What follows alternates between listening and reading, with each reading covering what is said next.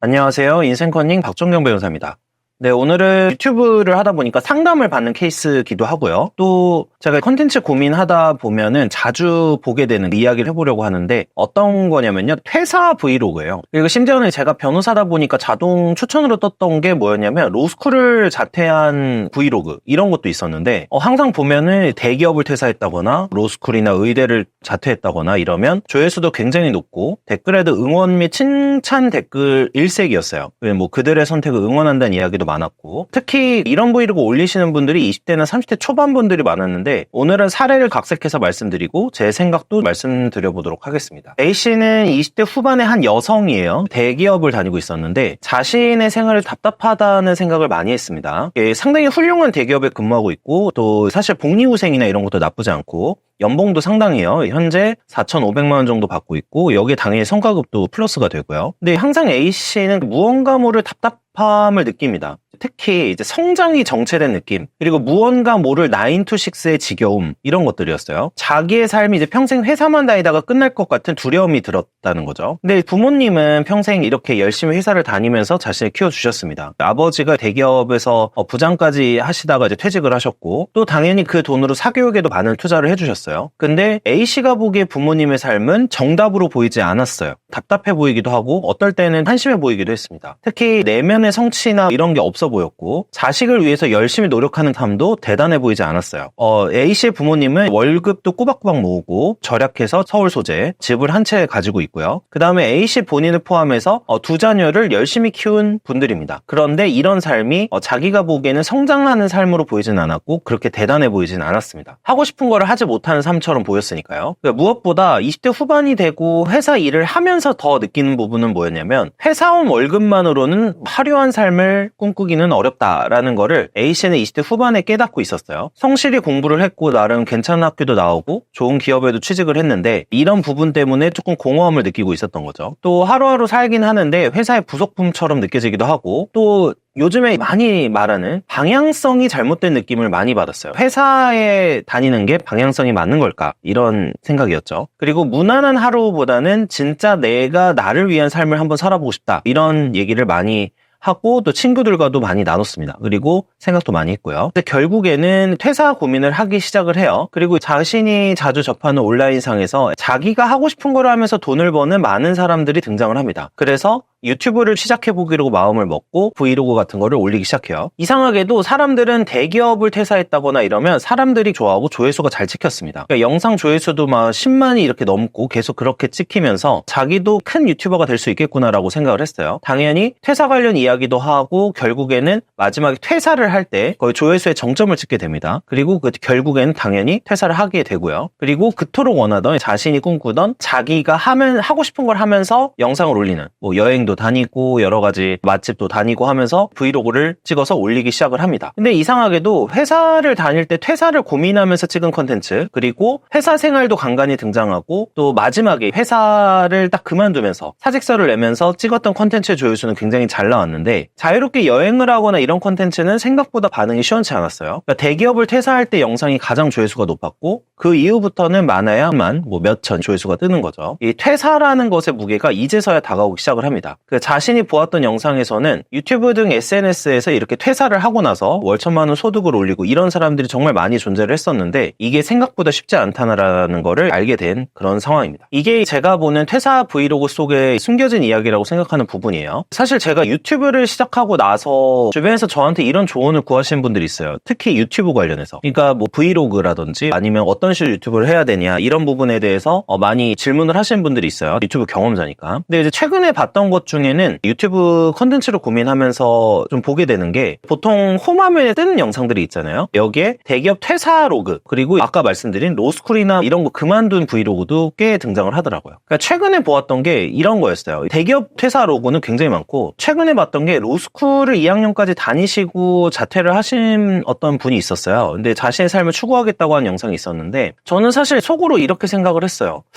왜 1년만 더 하고 변호사 시험 붙고 그렇게 하고 나서 자기가 하고 싶은 거 여행 다니고 취업은 나중에 해도 되니까 그렇게 해도 될 텐데 라는 생각을 했는데 아마 저만 이렇게 생각하는 건 아닐 거라고 생각은 해요. 이게 사실 이런 퇴사 영상이 잘 뜨는 이유가 있죠. 왜냐면 나보다 좋은 직장인 다니는데 이거를 퇴사를 하거나 자퇴를 한다는 거는 어떤 걸 의미하는 거냐면 나는 가지 못하는 곳에 대해서 별로구나라는 심적 위안을 주는 부분도 있고 또 많은 직장인들이 퇴사라고 하면은 자신의 자유를 행사하고 굉장히 자유로워질 수 있다라는 그런 카타르시스를 주기 때문에 퇴사 영상이 굉장히 달콤하죠. 현혹되기도 쉽고. 근데 저는 항상 마인드가 어떤 마인드냐면 만약에 유튜브를 하더라도 퇴사로 내용을 하면 그 이후에 할 내용이 없어요. 그래서 최종적으로는 이제 승리하려면 저는 일단 생존은 전제돼야 된다고 생각하기 때문에 생존에 필요한 밑바탕을 깔아두면서 해도 된다. 그러니까 즉 회사를 다니면서 해도 된다라고 생각을 하는데 꼭 그렇게는 안 하시고 그냥 퇴사 브이로그 이렇게 찍어버리시더라고요. 제가 유튜브 콘텐츠를 고민하다 보면은 생각하는 부분이 이런 게 있어요. 퇴사 관련 영상이 뜨다 보면은 주로 많이 나오는 게 SNS상의 인플루언서들을 보면서 삶의 방향성을 정하시는 분들이 있습니다. 근데 이런 내용들은 대부분 어떤 내용을 담고 있냐면 회사원으로서의 삶은 되게 비참하다. 자율적이지 않다. 그리고 좋은 대학을 나와서 좋은 기업에 들어가야지만 돈을 벌 수 있는 건 아니다. 이런 식의 영상이 굉장히 많아요. 사실 맞긴 맞아요. 삶을 자기가 원하는 대로 살고 퇴사하는 결정이 다 잘못된 건 아닙니다. 다만 제가 이런 퇴사 브이로그를 보면서 조금 염려스러운 점은 저도 예전에는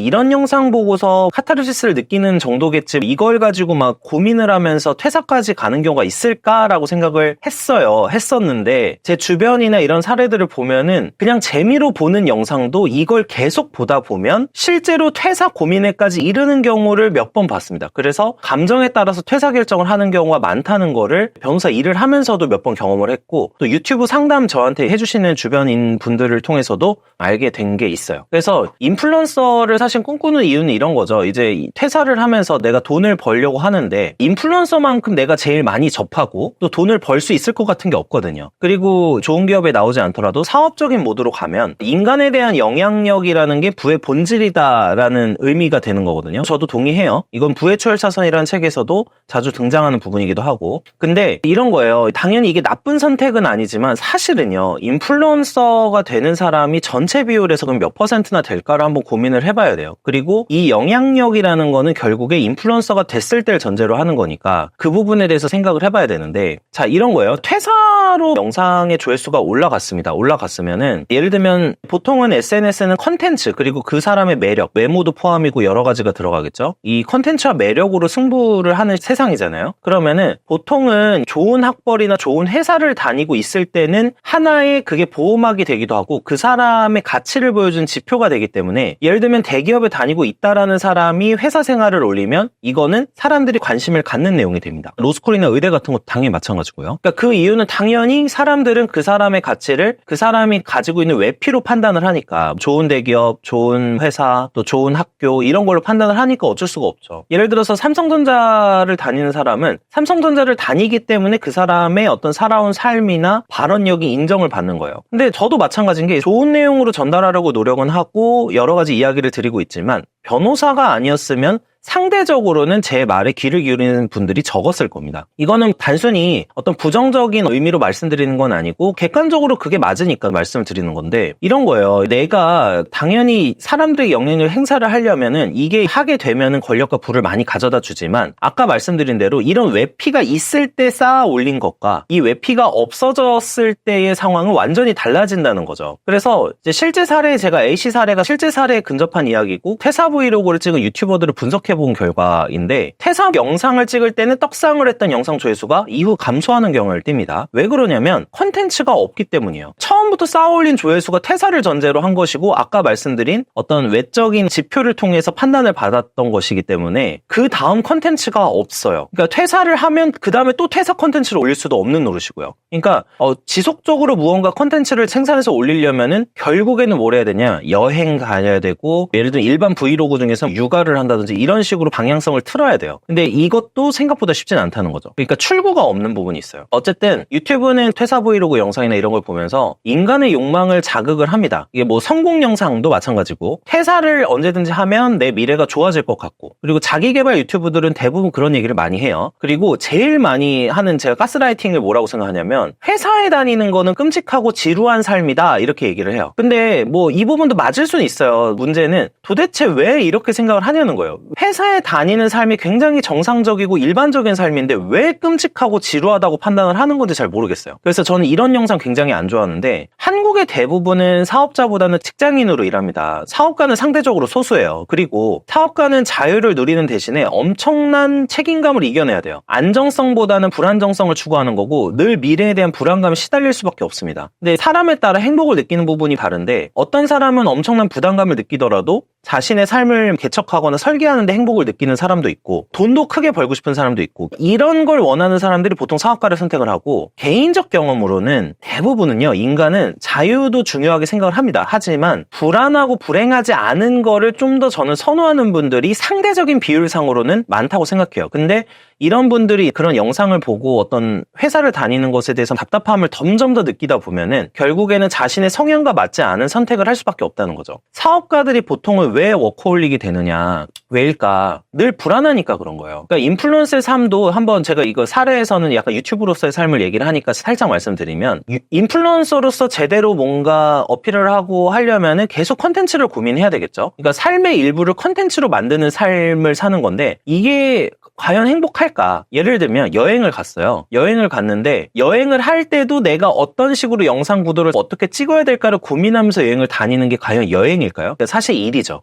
그러니까 컨텐츠에 따라서 대중의 평가를 지속적으로 받는 게 인플루언서다 보니까, 인플루언서는 항상 그 영상의 고민을 머릿속에서 떨쳐버리기가 힘들어요. 조회수 잘 나오는 컨텐츠를 만들려면 24시간 창작 모드가 되는 거죠. 웹툰 작가 같은 분들도 마찬가지예요. 그러니까 데드라인에 항상 시달리고 대중의 평가에 바로바로 반응을 해줘야 되니까. 그래서 저는요, 개인적으로 사람의 행복은 가지가지라고 생각해요. 그러니까 어떤 걸 추구하든 사실 맞긴 맞는데, 전 적어도 회사원으로서 성실히 일하고 미래를 대비하고, 그리고 제가 항상 강조하는 뭐 절약하고 저축하면서 자산도 축적하고 노후 대비도 하고, 이런 삶, 결혼까지 하신다면 결혼해서 아이를 낳는 삶, 이런 삶이 저는 절대 나빠 보이지가 않아요. 우리 부모님들은 대부분 그렇게 사셨고요. 그리고 저는 그분들이 대단하시다고 생각해요. 사람은 내가 하지 못한 것에 대해서 후회하는 경우가 너무 많아요. 그래서 지금 장년층 세대분들 중에 이런 말씀하신 분도 있어요.